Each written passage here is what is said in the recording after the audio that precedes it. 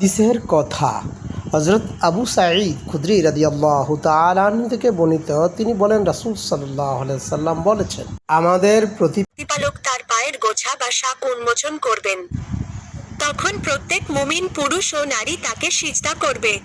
কিন্তু যারা দুনিয়াতে লোক দেখানো বা নাম যশ অর্জনের জন্য সিজদা করত, তারা সিজদা করতে চাইবে, কিন্তু তাদের পিঠ শক্ত কাঠের মতো হয়ে যাবে এবং তারা সিজদা করতে পারবে না।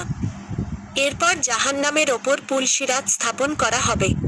আমরা জিজ্ঞেস করলাম, হে আল্লাহর রাসূল, সিরাত কি? তিনি বললেন, এটি পিচ্ছিল স্থান।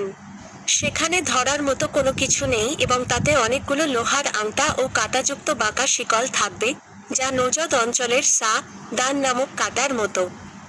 মুমিন ব্যক্তিরা তার ওপর দিয়ে চোখের পলকে, বিদ্যুৎ গতিতে, বাতাসের বেগে, দ্রুতগামী ঘোড়া ও উটের গতিতে পার হয়ে যাবে।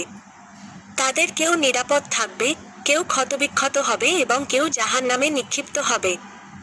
সর্বশেষ ব্যক্তিটি যখন পার হবে, তখন তাকে টেনে হেঁচড়ে নিয়ে যাওয়া হবে। জান্নাতে প্রবেশ করার পর তোমরা তোমাদের ভাইদের ব্যাপারে আল্লাহ তাআলার কাছে এতটা আবেদন করবে না, যতটা দুনিয়াতে তোমাদের অধিকারের জন্য করতে।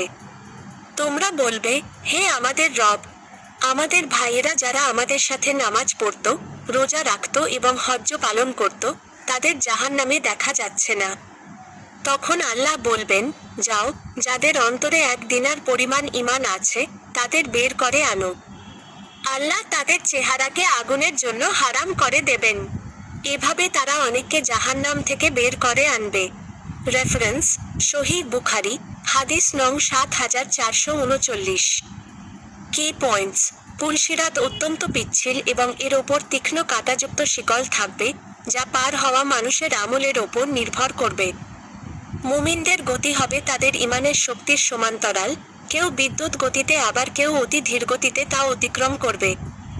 জাহান্নামে নিক্ষেপ।